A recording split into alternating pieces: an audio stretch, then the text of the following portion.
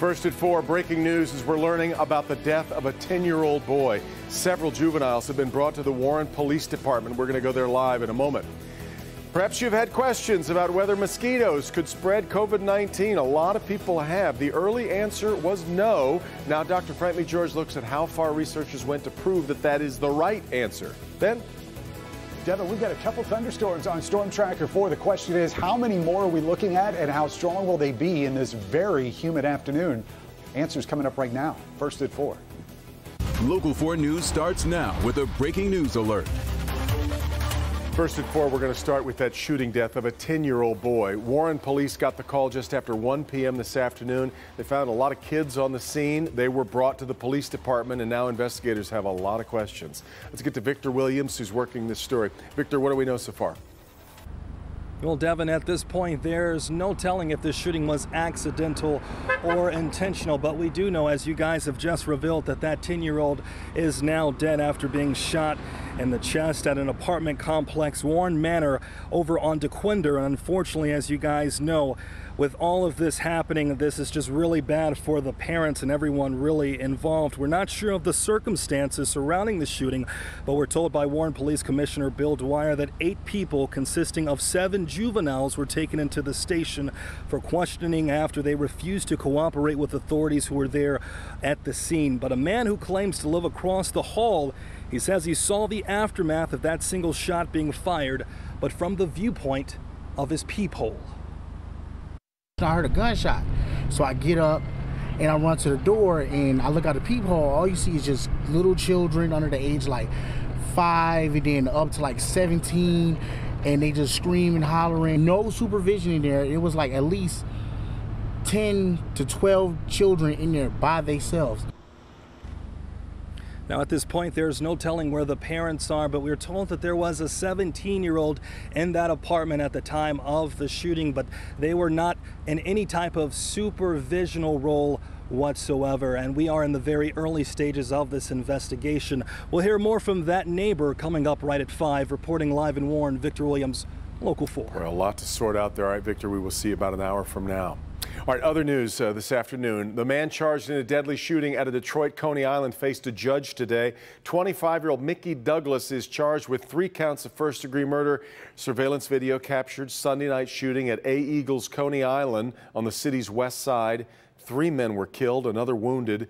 Police say Douglas was already on probation for other crimes. He will stay behind bars as he waits for his next court date, which will be coming up in the middle of next month. Detroit police are looking for 2 men wanted in connection with a triple shooting. It happened last night at the BP gas station near 7 Mile and Grand River. Surveillance video there shows a man opening fire on a car near the gas pumps. Police say some kind of argument occurred just before the shooting. A 24-year-old man is in critical condition. 2 other men listed in serious condition tonight. Investigators say the men got away in a silver Kia minivan. If you can help police at all, you're urged to give them a call as soon as possible. The FBI is being called in to help solve a mystery of a woman's burned body found in White Lake Township. The woman was identified earlier this week as Susie Zhao. She's a 33-year-old woman from Waterford Township. White Lake police are asking anyone who saw Susie Zhao between July 11th and July 13th, just that span of 3 days or so, to give them a call. Her death is being called a homicide, though the exact cause has not yet been released or determined, perhaps. Investigators are still waiting, we're told, on toxicology results. Metro Detroit loses another outdoor event, and the U.S. is paying nearly $2 billion for a COVID vaccine that is still in development. Before we start our daily roundup, let's look at the number of new cases in Michigan. 523 reported in the last 24 hours, 50 fewer cases than we reported yesterday. But Michigan also has reported another 6 deaths from the virus. Today, the Trump administration said it's going to pay Pfizer nearly $2 billion for a December delivery of 100 million doses of a vaccine. That deal, though, important to point out, hinges on the vaccine being both safe and effective. Now, back in our neck of the woods, Arts Beats and Eats, the big festival, has been canceled for Labor Day weekend. The organizers are working on a virtual music experience called the Beats Go On. You can read more about that, and we'll continue to have more on clickondetroit.com. Well, it's a question that a lot of Michiganders were very concerned about at the start of this pandemic. Could mosquitoes, as we were just heading into the warmer weather, be able to spread the coronavirus from person to person? The experts all said no, and now new research is backing them up. Dr. Frank McGeorge is here to explain. Frank? We know mosquitoes can spread lots of dangerous diseases, but from the start, experts were confident mosquitoes would not be able to spread the SARS-CoV-2 virus based on previous observations and research on other coronaviruses. Scientists have now confirmed those assumptions appear to be correct. Researchers from Kansas State University say they did everything possible to try and infect the mosquitoes with the SARS-CoV-2 virus, even using means that would not occur in nature. Their experiments included 3 common species of mosquitoes, including 2 that are capable of spreading dengue fever, chikungunya, Zika virus, and yellow fever. In the lab, researchers injected the mosquitoes with the coronavirus, giving them a larger dose than they would naturally get from feeding on the blood of an infected person. Even under those circumstances, the virus did not multiply in the mosquitoes. In short, unlike the viruses that cause mosquito-borne illnesses, the SARS-CoV-2 virus is not able to complete the steps necessary to survive and be transmitted by mosquitoes. Now, even though mosquitoes cannot carry the coronavirus, they do still pose a threat by transmitting West Nile virus, Eastern equine encephalitis, and other illnesses. So be sure to protect yourself by wearing insect repellent, repairing window screens, and getting rid of standing water around your property. Back to you. Frank, now I need to see an entire story on how you inject a mosquito with anything. Remember, all the doctor's reports can be found online, and we take a deeper dive into the number of cases and the trends that emerge day by day. It's all at clickondetroit.com. All right, first forecast. If you're outside today, you're feeling some kind of muggy conditions. We could be seeing some isolated showers. Let's get the latest here from Ben.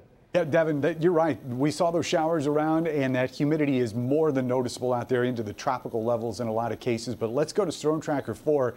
We've got a couple areas that we're watching. The good news is most of this is just shower activity. We've seen very little in the way of thunderstorm activities. We zoom in a little bit closer there north of I-69. That's the most robust line. Very few lightning strikes there north of the interstate, although we are watching that little boundary that's starting to show up just south of there.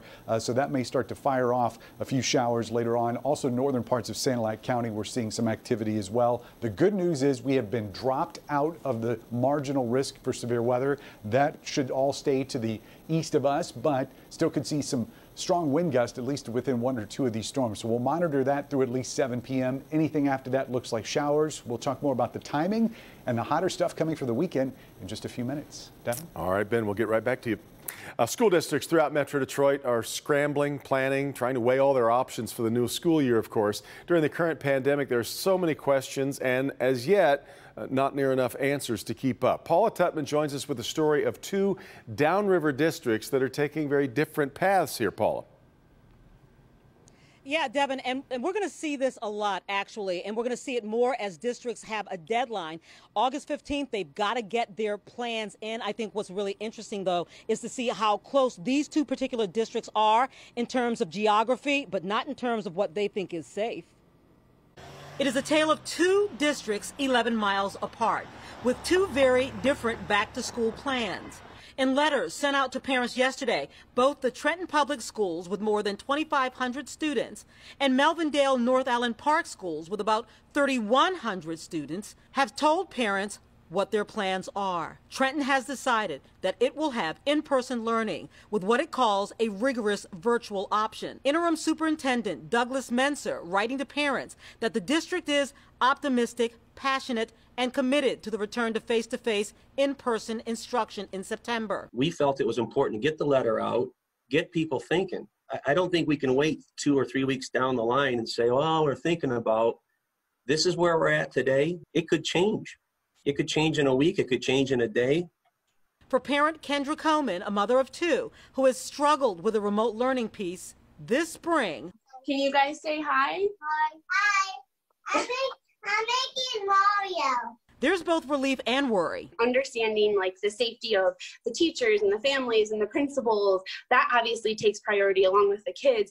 But at the same time, it's like, we got to get back to school. I can't teach my kids. I can't do it. I didn't do well in the springtime with it. And it's not because I don't know how to, teach. I'm educated, but it's just like getting my kid to sit down and focus and listen to mom. For the Melvindale North Allen Park Schools, a very different story entirely, as the district has decided come this fall, it will be 100% remote. Superintendent Dr. Kimberly Serrano says it is simply not worth the risk. It is the science that will dictate if and when students and teachers will physically return to the classroom. We want our students in school. That's our ultimate goal. But if you look at Maslow's hierarchy of needs, safety and security is way up at the top with those needs for students and for adults. And if you don't feel safe in your environment, then you're not going to learn. Yeah, you know what? You can probably hear the collective sigh and ugh of parents from any school district as they're just trying to navigate this and understand this. What you're not hearing with these two school districts is the hybrid model, Devin, and that is because we still haven't gotten an in-seat waiver of those 180 days from Lansing, and so there's still not secure funding for that. And schools just have to really scramble to try to figure this out, get it right, knowing that it could change at any time depending on the disease. So right, and here we are at July 22nd, and still so much unknown. Right? All right, Paula. By the way, Paula's also working on the fallout from a judge's decision affecting Detroit schools. The group By Any Means Necessary was protesting against in-person classes again this morning. Today, they didn't block school buses. No arrests were reported. A federal judge, as we reported earlier this week, requiring all Detroit in-person summer school students to get COVID tests by this coming Sunday. That's July 26th. If they don't have negative results, they won't be able to go back to school next Monday. And new at 5, Paula will have a progress report on what is really a massive undertaking just on summer school alone. Never mind the fuller contingent we'll see in the fall. All right, still ahead, a former Starbucks employee is in trouble with the law. We'll talk about an unappetizing claim that he's facing. Also, 2 countries, 2 different approaches to COVID-19 safety. We saw it in school systems. How about 2 nations? We'll show you a tourist hotspot where the differences between Canada and the United States are pretty easy to see. Up first, how a fire in Houston is part of a new international showdown between the U.S. and China. We've got news from around the world next.